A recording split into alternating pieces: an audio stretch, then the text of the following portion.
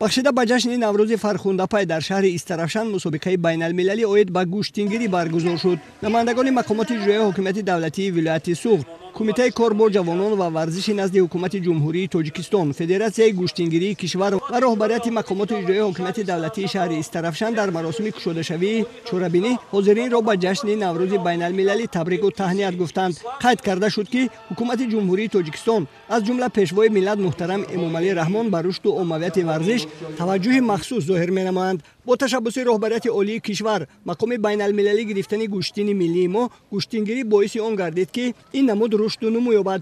имрӯз дар беш аз 50 кишвари дунё намуди гӯштингириро эътироф намуда Федератсияи гӯштингирӣ таъсис намуданд, ки ин боиси ифтихори мардуми тоҷик мебошад.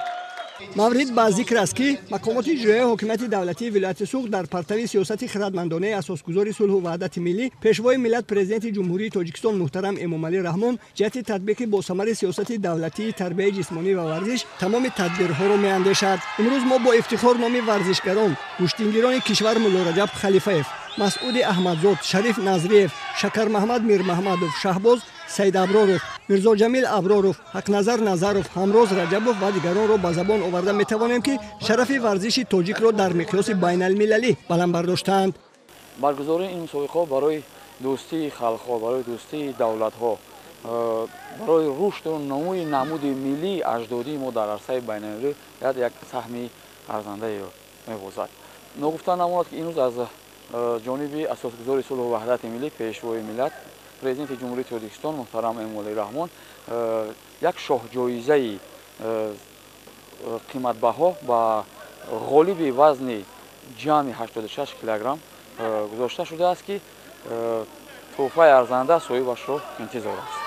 дар мусобиқаи байналмилалӣ оид ба гӯштингирӣ, ки дар қалъаи муғи шаҳри Истарафшан баргузор шуд, беш аз 100 нафар варзишгар аз тамоми минтақаҳои Тоҷикистон ва ҷумҳуриҳои дӯсту ҳамсояи Ӯзбекистон, Қирғизистон, Ҷумҳурии Исломии Эрон ва Федератсияи Россия иштироку маҳорасанҷӣ карданд. Нас очень хорошо встретили, соревнования хорошо идет. Мы хотим, что дальнейшие много были вот такие соревнования, чтобы мы тоже полный состав приедем. Я представитель из Кыргызстана. Все нормально, организация очень хорошо.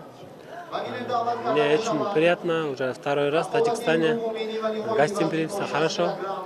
Все равно мне дает мотивация. Тогда еще там подготовлюсь, еще приду. Еще там сейчас призы очень хорошо. 3-е место завоевал.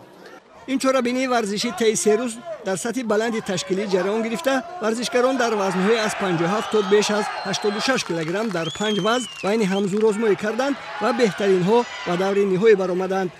Хотел бы поблагодарить президента Республики Таджикистана за оказание проведение такой мероприятия, которое сегодня проводится в городе Истарафшане. Спасибо организаторам за этот короткий срок. Про гӯштингирӣ знает не только в Таджикистане, за пределами Таджикистана, по всей территории, скажем так, и в России, и в других регионах всего мира. дар даври ниҳоӣ дар вазни 57 килограмм рақобатҳо байни бонуҳо ҷараён гирифтанд. Аҳлия Муъминова, варзишгарбонуи кишвари мо, дар ин вазн ҳамаи ҳарифонашро шикаст дода ба зинаи аввал баромад. дар вазнҳои 60, 71 ва 86 килограмм низ варзишгарони кишвари мо пирӯзиро ба даст оварданд. дар вазни 60 килограмм мақоми аввал насиби Искандар Маҳмадхоҷазода, дар вазни 71 килограмм ҷои якум насиби Наврӯзи Каримзод ва дар вазни 86 килограмм зинаи аввал насиби Ҳамроз Раҷабов гардид. дидори ниҳоӣ дар вазни беш аз 86 килограмм барои дарёфти шоҳҷоизаи президенти ҷумҳурии Тоҷикистон, пешвои миллат муҳтарам Эмомалӣ Раҳмон, электромобили сабукрав байни варзишгари кишвари мо Шариф Назриев ва гӯштингири ҷумҳурии Ӯзбекистон Бекмурод Олтибоев ҷараён гирифт. ин ду варзишгар барои дарёфти шоҳҷоизаи мусобиқа кӯшиши талоши зиёд карданд ва ниҳоят пирӯзӣ ва шоҳҷоизаи мусобиқа насиби варзишгари ҷумҳурии Ӯзбекистон Бекмурод Олтибоев гардид. медалу ифтихорнома, маблағҳои пулӣ ба миқдори 2500 сомонӣ, 5000 сомонӣ ва 10000 сомонӣ барои барандаҳои зинаҳои фахрӣ, ҷому тӯҳфаҳои хотиравии ҳукумати ҷумҳурии Тоҷикистон, мақомоти иҷроии ҳокимияти давлатии вилояти Суғд ва шаҳри Истарафшан, Кумитаи кор бо ҷавонон ва варзиши назди ҳукумати ҷумҳурии Тоҷикистон ва Федератсияи гӯштингирии кишвар, ҳамчунин шоҳҷоизаи президенти ҷумҳурии Тоҷикистон муҳтарам Эмомалӣ Раҳмон, электромобили сабукрав ба ғолибону ҷоизадорони мусобиқа дар фазои тантанавӣ супорида шуданд.